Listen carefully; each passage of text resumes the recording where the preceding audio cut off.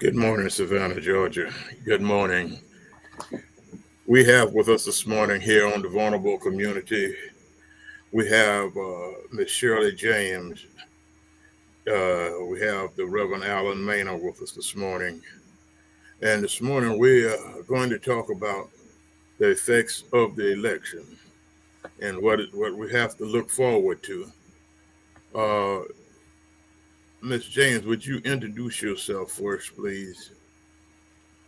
Good morning to you, Mr. Jerome, to Reverend Allen, and to your listening and viewing audience this morning. Thank you very much for having me with you this morning.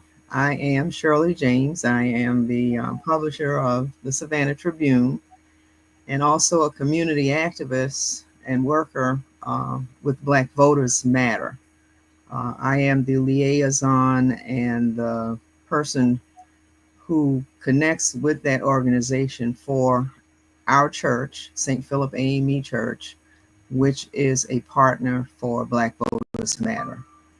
St. Philip AME Church is located at 613 Martin Luther King Jr. Boulevard, and our pastor there is the Reverend Dr. C.J. Holloman, who is also very much enthused and excited about our church being a community partner, not only with voting rights and et cetera, but just a community partner in general with anything that concerns our community and anything that we can do to help motivate and to bring better conditions, whatever we can do with our youth, with the community in general. We're open.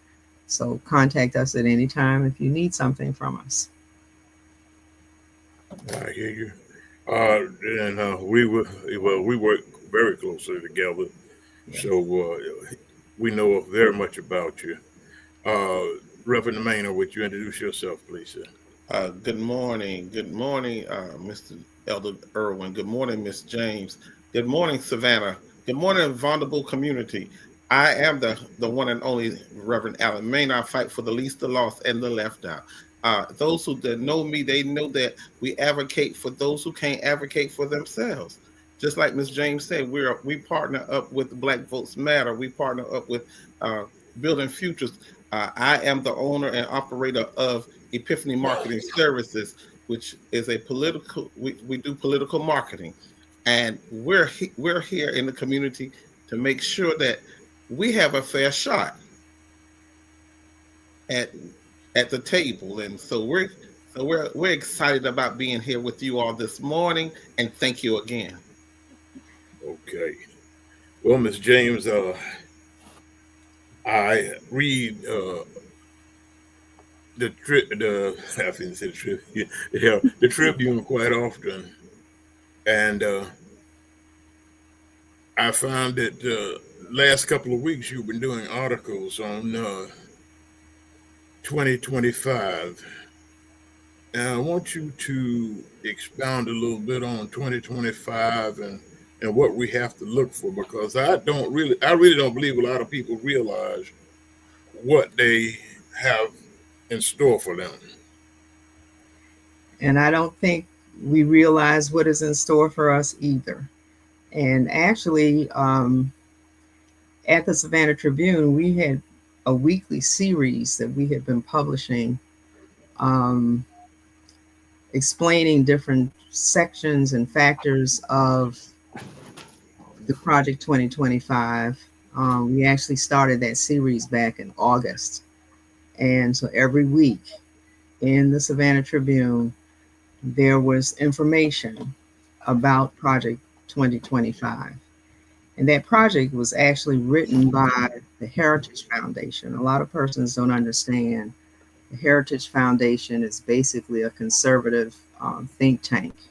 It's been in existence for years and years and years, and they've had certain programs and things in place for years, um, pushing the conservative agenda.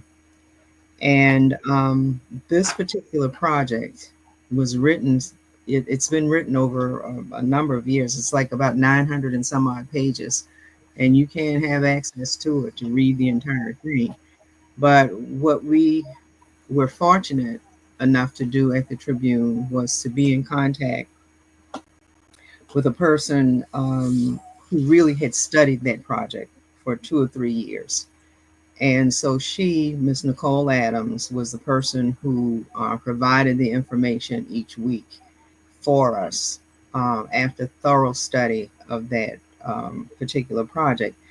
And what we need to understand now is that even though when the president-elect Trump during his campaign consistently said that he knew nothing about Project 2025 and he was not associated with Project 2025. If you look at what is happening now in reference to the appointments that he's projecting to make in his cabinet, several of those persons have been involved with 2025 in reference to actually writing the policies that will be implemented through it. And several of the policies that are in there are things that now we need to be prepared for. And Project 2025 is really going to affect all aspects of our lives. And from education to employment to health to safe food consumption, you name it, it just affects everything. And so what I'm going to try and do today is to just point out specifically a few things that we need to be aware of, we need to be prepared for. And we really need to come together as a community to support each other and encourage each other to take any kind of necessary action to protect ourselves. One of the first things and one of the most important things I think that we need to be aware of is how it's going to affect education. You know, in our community, in the African American community, I guess going all the way back to our ancestors, even before we were brought to these shores, education was always a top priority. It was one of the highest values that we had. In addition to making sure that we acknowledged our higher power, you know, like our God in our lives, and acknowledge our Creator. But we also knew that education was the thing, that we had the best education that we could get. That, like your grandmothers would say, what is in your mind, nobody can take away from you what you have learned and what's in your mind. That's right. That nobody can take that away from you, regardless of what happens to you. So we have to be very vigilant now, even more, because what Project 2025 is projected to do, first of all, is to get rid of the Department of Education on a federal level. Now that we see that as well. This morning, I didn't mean to cut you off, but that's okay. I just want to add on to what you're saying. The state of Georgia right now has a list out about failing schools. They're trying to get vouchers to get you to take your child out of public schools, right, in order for them to, and instead of diverting that money into these failing schools that they say that quote unquote are failing to bring them up to status, they want you to take your children out so they can corrupt and cripple the federal y'all know, excuse me, I got ahead of myself, in order to take the federal funding from the schools, and that will cripple our schools. That will also keep our children behind the 8 ball. But yes, if we take it, and that they're pushing, take them out. We have private sectors for them. We have No, we need to make sure that money is diverted and put into our schools that they quote unquote say it's failing, so we can bring our children up to higher standards. That is correct. And then if Project 2025 actually goes into effect, then there's no protection in reference to making sure that monies will go into the public school system. Yes. It will leave it up to the states. And so that's what's happening now And in that's the exactly state of what's Georgia. happening. Yes, And ma'am. and it's Exactly. happening in other states across this country as well. So there's not a uniform source of protection for us. If Project 2025 goes into place in reference to disrupting or getting rid of the Department of Education, then you're talking about some other services that right now our students and even parents, are able to get. And What's at risk? Let me tell you one thing that's at risk will be Head Start. Head Start will be eliminated. Yes, that's eliminated. Think about that. Head Start will be eliminated. Yes. You're talking about free lunch programs. Yes. Which are demanded. Reduce lunch as well. Reduce lunch as well. Reduce lunch. Yes. Different kinds of things. And one other thing that you have to be aware of too is that there is the possibility of in reference to placing our children in certain programs in the public schools now. Project 2025 would kind of disproportionately place our kids and minority children in what we call anti-directive kinds of programs. You have more of our children now being placed in those kinds of special programs. Yes. That you don't necessarily get all of the kind of education that you need. It's a lower grade. Yes, the AP. Exactly. AP. Title I. They have and they demonize our children. Yes. They demonize our children. They go from second grade to fourth grade and decide how many prisons and jails are built on the backs of our children because of this. And so when will we get the understanding that, as you said before, we have to come together as a community? Right now, West Savannah area, and I want to point this out. The West Savannah area needs a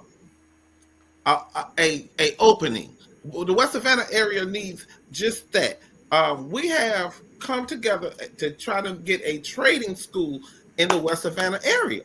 Mm-hmm. And I think that would be the greatest thing, because we're not only going to just put that in the West Savannah area, it's going to be utilized for our marginalized children. Okay. And our marginalized communities. And they're fighting us nail and tooth against that. But we ought to come together as a community and make sure that it comes together. Well, there are just so many things in reference to the education. Like you said, Reverend Allen, leaving it up to the state of Georgia now, trying to push, this voucher system. Yeah. Where, you take your child out of public school and we'll give you $6,500. That's it. You got to think about going into a private school. What is the tuition at that private school? What are all of the extra kinds of services that you have to pay for? And I speak from experience. I've had children both in public and private school settings, have grandchildren in public and private school settings. And the extra services that you get in public school, like after child care or before child care, things that you have to pay for those things when you are in a private situation. You have to pay for transportation if your child needs to be able to get there by the bus. Uniforms, we do that in a public school, and then you do it also in private schools. But there's so many other services that we get in public schools, certain extracurricular activities and things. But those are the kinds of things that you kind of really have to pay for. over and above. So $6,500 is not a It's lot nothing. That's right. to most of our community members. Okay. Now, if I took it, and I should not be eligible for it, maybe because I have an income that doesn't put me in that category. But there are some states now that with the voucher system, they're letting that money go to anybody at any socioeconomic level.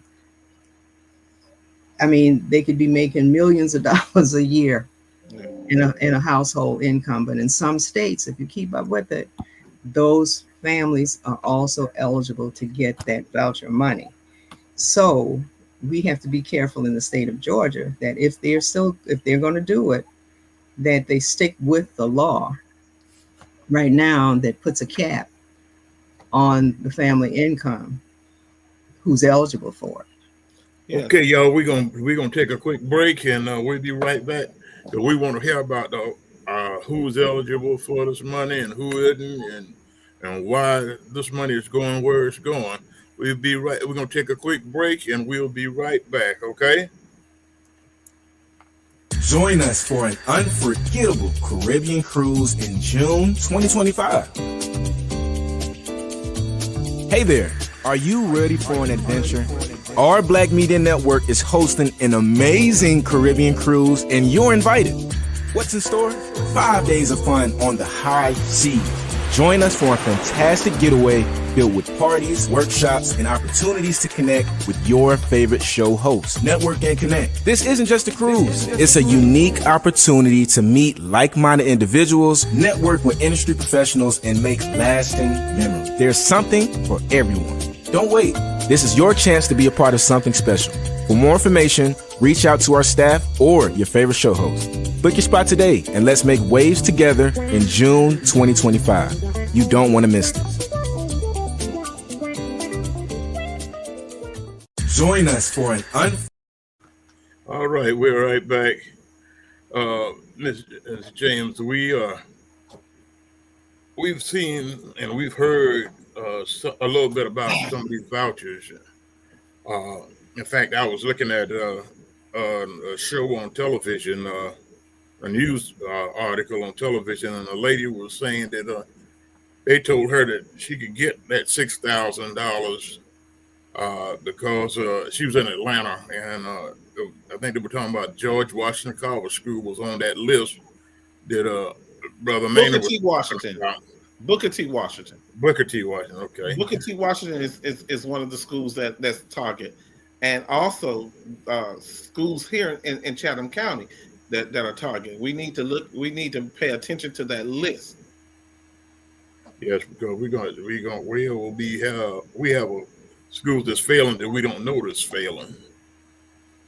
But from your knowledge, Ms. James, and what you know, with this voucher system, how do you figure it's going to work here in Georgia?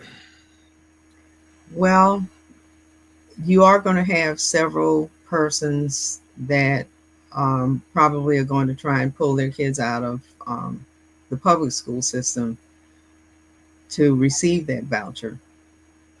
But you still have to go through the admissions process at a private school. There's no guarantee that that your children will be admitted, first of all. So before you make that move, and just don't do it hastily, because there's an admission process into private schools, and you have to make sure that you are eligible to be admitted. I mean, that your children are eligible to be admitted. A lot of private schools sometimes have a quota on the number of students that they will admit in certain grades during the year. A lot of private schools have wait lists already. And some of those wait lists include children of their alumni from those schools. So, there's more to it than just saying, I'm going to pull my child out of public school and get this $6,500. The thing is, we need to work with the schools. The parents really need, and those of us in the community, we need to work with these schools And like Reverend Allen said, it's my taxpayers' money.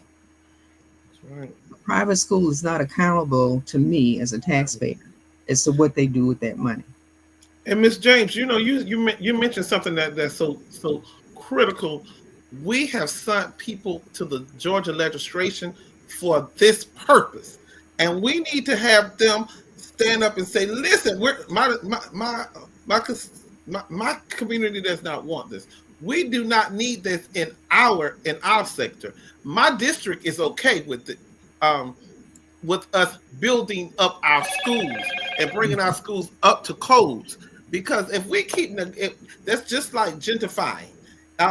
That's just what they're doing to our communities. It's called gentrifying all over. So they're finding new ways to gentrify us again through the educational system. We need to find a way that we can pour those the most needed and the most needed schools the funds and the resources that they need. These teachers are going to school and being educated to teach our children something that we can't do, something that some of us won't do, but they want them to be babysitters and not have the proper tools to teach our children.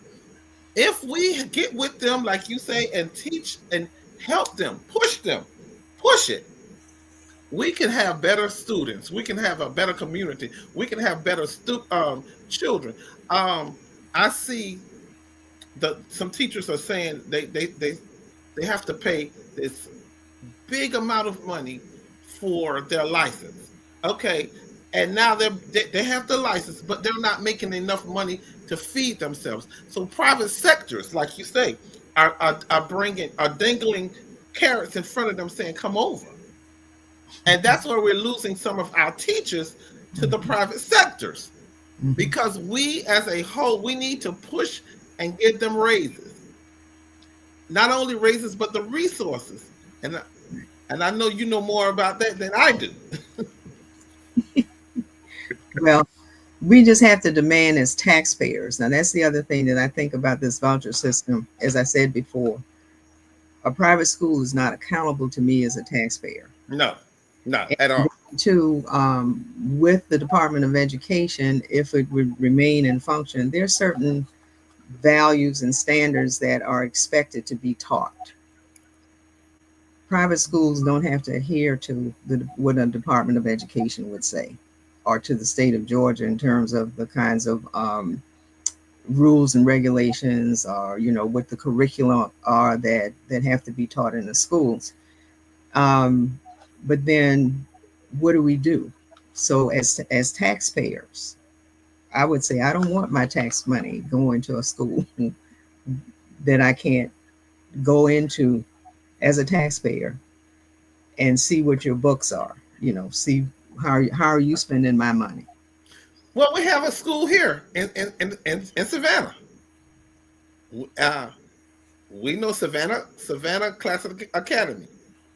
It is a partial charter school, and the Board of Education cannot go in there and tell them what to do, or how to do, or where to divert the funding.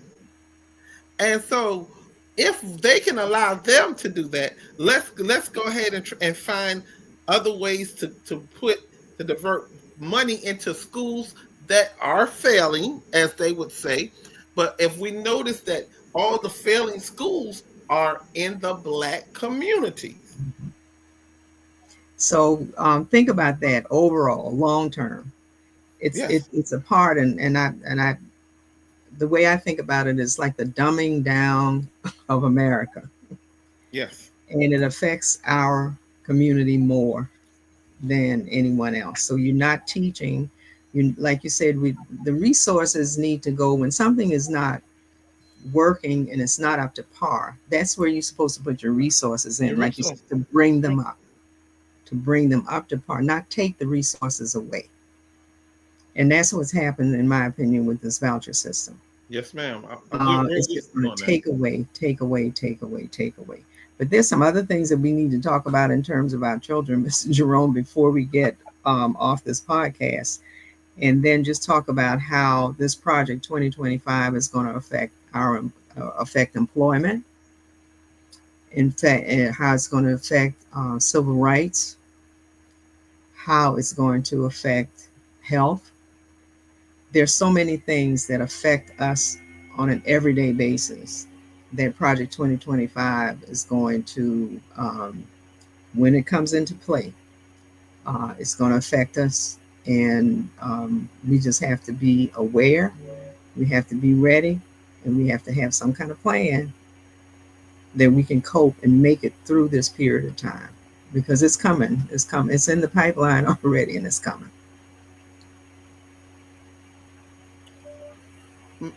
Ms. James, Yes. I know that you know about certain grants that because of your affiliation with banks.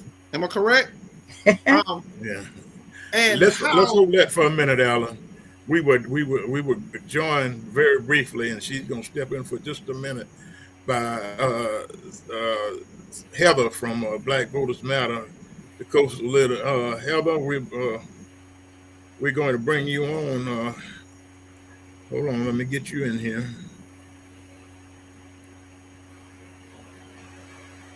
And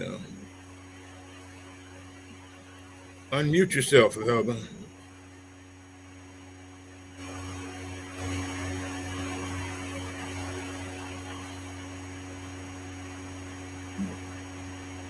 Is she there? Hi, Heather. Come into the studio. Come into the studio.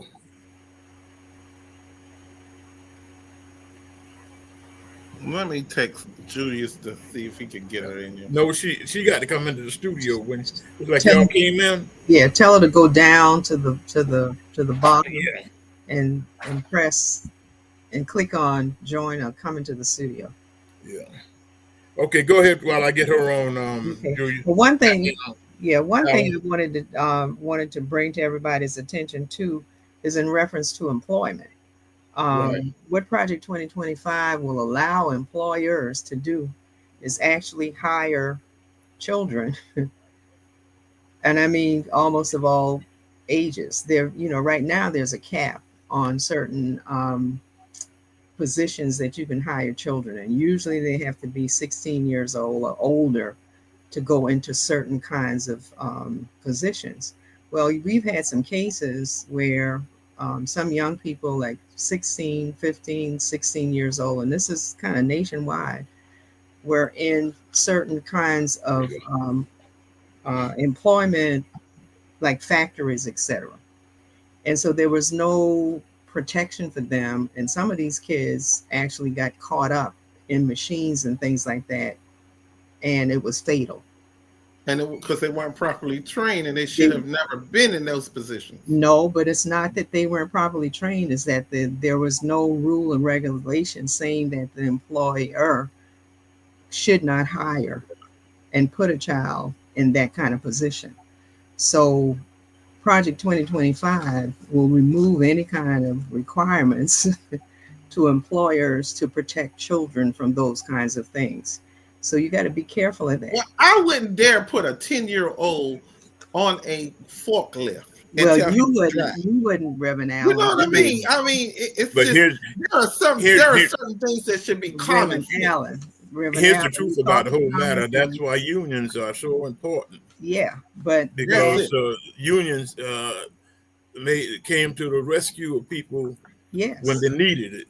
Yes. Now people have gotten away from joining unions, going to find out that they're going to need the unions all over again. Yeah, but Project 2025 again puts that leeway out there that employers and businesses do not have to have a union on site. So I mean, there are a lot of protective things that are in place now that Project 2025 is going to take away.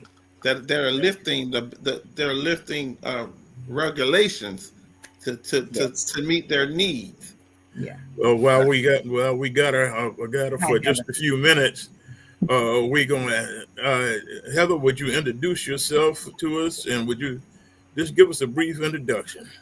Good morning, everyone. I'm sorry I had a little trouble getting on earlier, but I am Heather. I am with Black Voters Matter, and I'm the coastal regional organizer. So from Chatham on over to Augusta, all the way down to the Georgia-Florida line. So I work with a lot of people in a lot of different communities, trying to a lot of different partners in a lot of different communities who are already doing the work of mobilizing and empowering our community. So that's kind of what I do here in Coastal Georgia. But I'm enjoying the conversation. I was backstage listening, so um, I'm just here to add to the conversation. Well, what are your thoughts on 2025 that you heard so far? Well, I was thinking about what Ms. James and Alan were just saying about the regulations and things like that. There's already been legislation put in place that the courts will now have the power to determine whether or not a federal agency can, do their job. Like the courts know better than the scientists, right? The courts know better than nutritionists. The courts know better. And so that power, like, and I think it's been said before, probably before I got on here, a lot of this Project 2025 stuff has already been put in place when you look at local boards of elections. Like I said, the courts, people don't realize how much this stuff is already happening in our everyday lives. So, Yeah, it is. And then when you look at, speaking of the courts and the justice system, et cetera, there are certain things in Project 2025 where they might return to what you call rigorous prosecution of simple drug possessions. There will probably now be more opportunities or either more leeway to take action against district attorneys. And we have to think about that. In our area, we have a female district attorney of African American descent. Okay. So in reference to the kinds of decisions that will be made in that office, now with Project 2025, she could be in her office, could be subjected to even more scrutiny.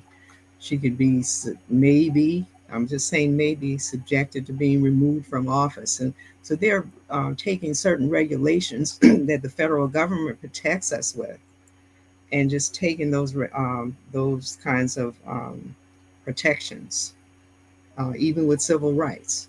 If you're on a job now and you feel that you have been discriminated against because of maybe, in reference to your pay, or maybe you were discriminated against because of your race or your sex, they're trying to get rid of that particular section of the government where you could actually petition and appeal. So you'll have no protection. You have no place to go. Well, we see that already. Like you said, Ms. Shirley, I know you've seen it already, but a lot of people don't understand it's going to affect. We see it so much more and more. And it's going to affect us even more, because look at how it is in the Saudi Leak case right now. How this man is guilty is sin, and because we have a president-elect that just came on and said, because I'm going to give you immunity, I don't care what you have done, even if you're an officer, I'm gonna give you immunity, regardless of what. And so he pled not guilty, so it can buy him enough time to get that court system, get that in the court system, and our president-elect to put that in place. Now, I pray that the district attorney of this Chatham County gives a speedy trial and prosecutes him before that happens. It's just so much. But like I said, we're going to be affected even more from an educational standpoint of view. When you look at the health system, it's already being said, and the campaign already has been, to eliminate Obamacare. That's what they want to call it, when it really is the Affordable Care Act. Yes. And a lot of people some supporters, and who voted for the president elect, could not differentiate and understand that Obamacare and Affordable Care Act were the same thing. Okay. Wow. As long as you use the word, Obama, then that's one thing. But when you think about Medicaid benefits that we don't get as much as we should in the state of Georgia, because the state had decided not to accept the federal funding that was allocated for Medicaid. But now will put more restrictions on how you can obtain or receive Medicaid. That's going to affect so many of our families, and especially our children.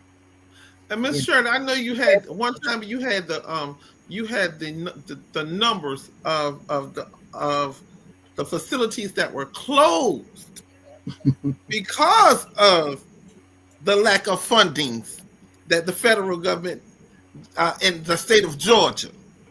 I couldn't remember. While we were talking, I was trying to look pull it up, but I remember wasn't it somewhere like 30 something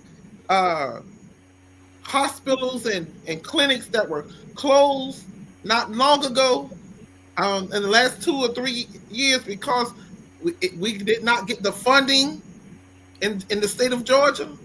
Well, the state of Georgia would not accept it, not accept the funding. Yes. So a lot of our health care facilities in rural areas were closed. Yes, exactly. Vidalia lost some things. Albany, Leesburg. We have lost a whole lot of facilities. And I like I said, I was trying to pull it up so I could have it in my face, but Right. I knew that everyone on here was privileged to that information. So, but as the listeners are listening, it's in black and white, guys. It's like Ms. Shirley is saying, it is in black and white, and it's time for us to stop being so passive and read these things and get active. But And I let us think go to that- another quick break. And when we come from this break, we're going to get a little bit deeper, because there's some things we need to talk about that is going in 2025. Oh, I mean, my friend, your Savannah homeboy, Clarence Thomas, made sure that I don't go to prison. So Julius is in there talking to Trump. Oh, I'm telling.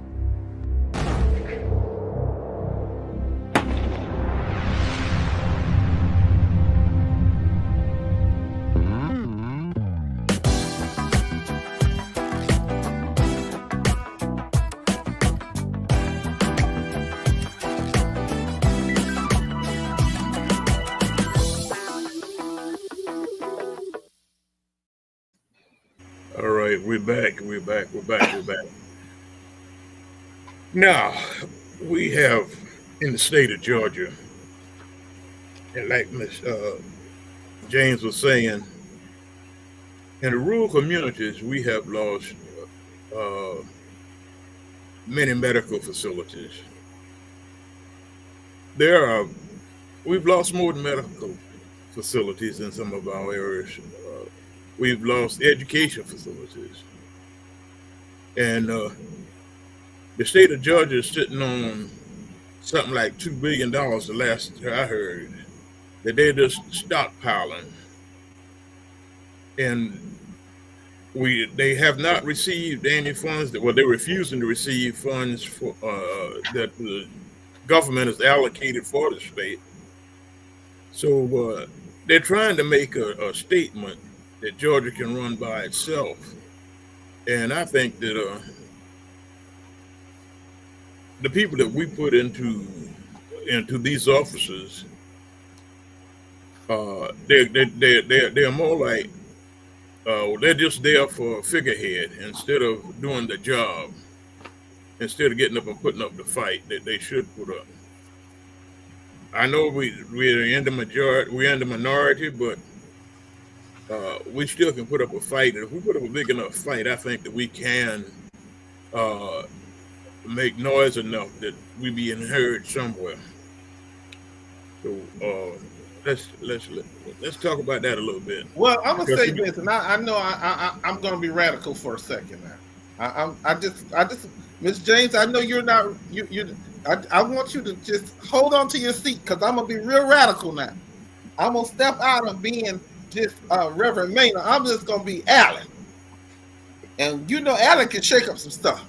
So we have to be radical. We have to stop being so passive and go along and being so sweet about go along to get along.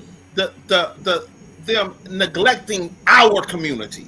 Because we're always saying, well, we sent them to the office. Yeah, we sent them to the office, but we're not doing enough. Listen, when people get fed up, did you seen January the 6th how they had an insurrection and they swept the White House? It's gonna come to a point that they're gonna do the same to the State House. People are gonna march up to the State House and say, we're not gonna take this no more. I don't care what you say. And until we get to that point,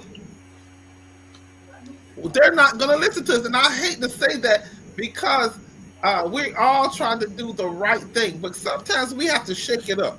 Sometimes the only way to get peace is to disrupt other folks' peace. And in that way, we'll do it by not sending them back to in office. If the state representatives are not listening to the constituents, we don't need them. They represent us. If the mayor does not listen to us, we don't need the mayor. They represent us. City council, if they're not listening to us, let's shake it up. Let's shake it up to the point that they're gonna listen to our black cries, that our marginalized cries, our cries that we're not gonna take it anymore. If we do that, and I'm all with you. You know me. I'm there. I'll move when I have to move. But when we start moving, we have to move together. We can't move in silos. And me and Miss Shirley was just talking about in silos. Were we not? And we're not going to move in silos. I think it's time for us to start passing the baton to some of the youth. Just be their advisors. And let those young folks get in front and push this train, because this train gonna keep moving with or without us. And like she says, Project 2025 is going on with us or without us. So let's galvanize and try to gain some leverage on this. You know, with organizations like BVM to can help push and give some direction to some of these young folk, we could really make a move. But we got to do it. We can't wait till next year. We got to start now. Mm-hmm. I always say every year is an election year in Georgia, right? And we need to act like we need to constantly be registering voters. We need to constantly be educating voters, because we see that there's a civic education gap about certain things, right? Even like you're talking about being revolutionary and taking people, okay, you're not doing the job that I put you up here to do, then you sit down. That takes civic education for people to know that you have the power to move. It's not just an automatic passive thing, right? And I was just looking at this article, I read it the day after the election, from The Current, and from coastal Georgia, so Chatham on down, so like Chatham, Liberty, Bryan, all the way down to Camden, right, all the way down the coast. There were 131 votes for the Republican presidential candidate. There were 131,000, 130,000 for the Democratic presidential candidate. There were 190,000 people who did not vote at all, who were registered but did not vote at all. So if we're having this revolution, we have to realize that the revolution is not going to happen sitting at home. And Heather, I'm glad that you mentioned that, because when we were engaging with the youth, you know what the youth said, in this particular race right here, we don't have anyone to represent us. That's what the youth had to say. And and as you said, we were trying to educate them. You know what? And we have to be. I was kind of taken back and about some of the things that they said. But then, as I went to thinking about it, we can talk all we want, but if we don't show them, because some of us are visual people, we can't just hear it and grasp it. But we are visual. So if we start showing these young people, see, like Miss Shirley said, she said this earlier, me and her was talking in the studio, we have to come together as a whole, as collective. Now, Miss Shirley brings something to the table, Heather brings something to the table, Mr. Jerome brings something to the table, and I may bring my little piece to the table, but we're all needed at the table. That's where we start, how we get them to engage and teach them and advise them how to go about it. But if we don't sit them at the table, they won't know how to sit at the table. They don't know how to divide it. They don't know how to speak it. So now it's time for us to start being inclusive for real with the community. Right. I'm big on community collaboration and not always community competition. Right. Yeah. Right. And you're probably going to hear me say this again, unless you're competing on how many voters you got registered, how many people you took to the polls, how many people you fed. I don't care about competition. No. Because we have to realize that our strength comes with working together. Mm-hmm. We have to be at that table that you're talking about together, coming up with the plan. Okay, what do you bring? What do you bring? What do you bring? And how can we pull all of this together? Yeah.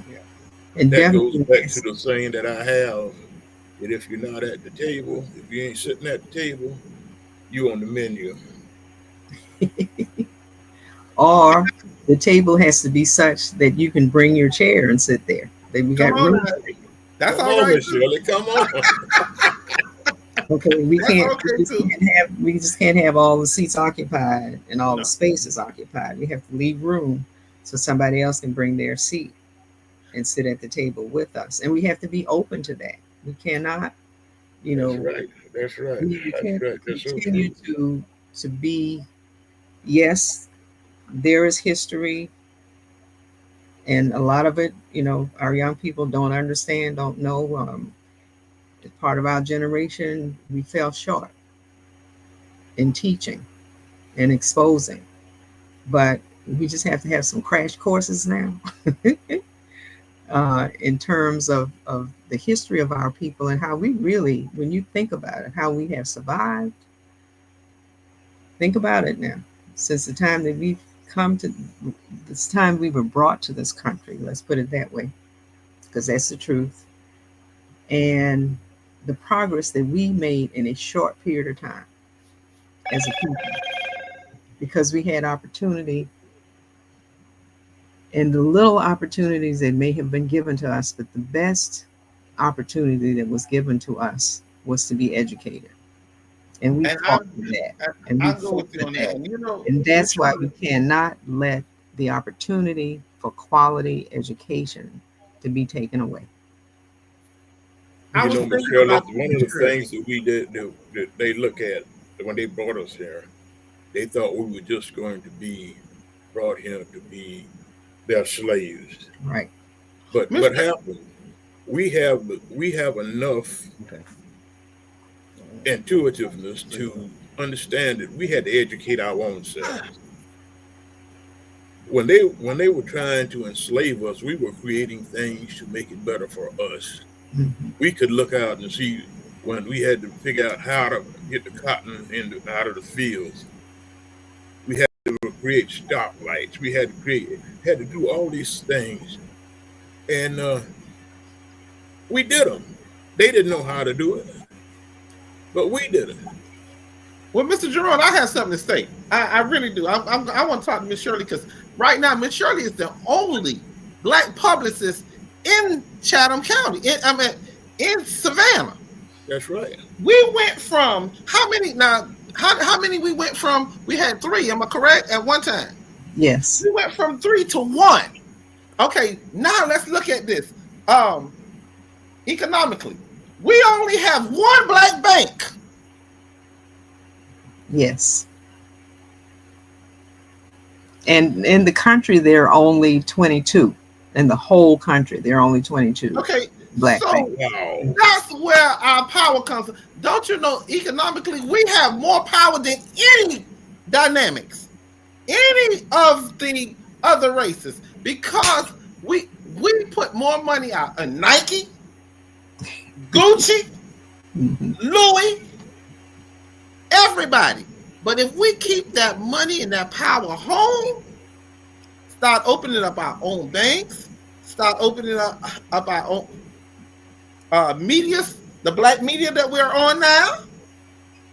If we start investing in ourselves, see what we didn't do, we start taking it out of our community and put it in other communities. If we teach our children how to keep it home, we'll be some bad folks. You're so right, Reverend Maynard. We are getting ready to run into our closing time. Miss Heather, would you like to give us a closing statement, please? Well, thank you all for letting me jump on the conversation today. I know I was late, but I really appreciate having the time to just join in conversation with you all and speak to your audience. I just want to say, like I said a little bit earlier, let's focus on in 2025 community collaboration. If that means political collaboration, if that means economic collaboration, if that means sharing food resources, I think what we're really going to have to do in the discussion of 2025 is also move to how collaboration looks for our people, right? For Black people. How does that look? We're going to have to move into, if resources are scarce, if food goes up, are you going to share with your neighbor?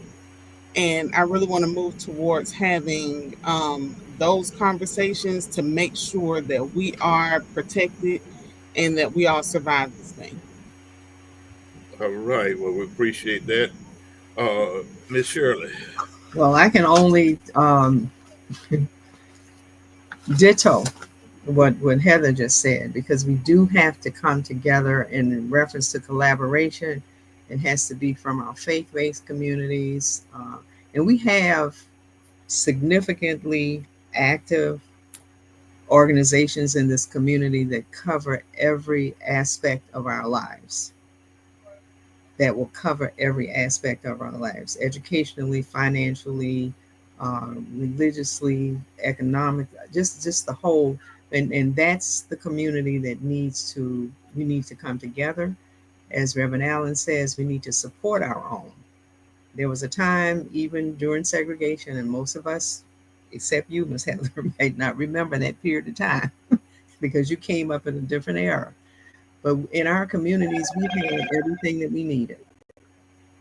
We had everything that we needed to survive and to, we didn't have to go anywhere to purchase anything from anybody else except us. We had our own barbershops, we had our stores, we had, where we could get clothing, because we were forced to do that. We could not go to certain places, so we had to have our own.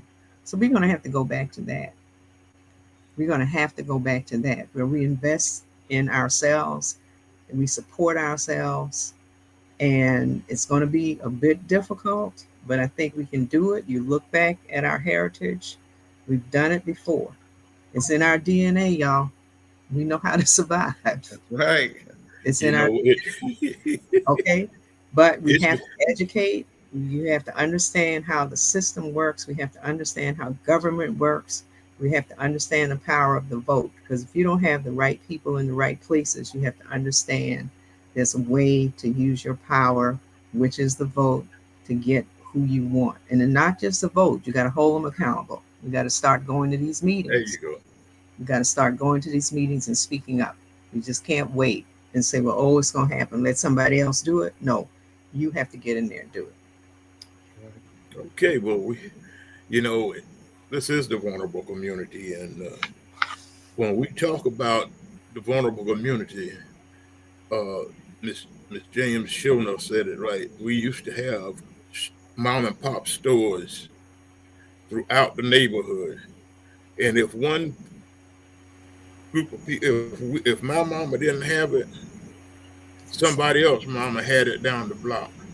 They shared and put it all together.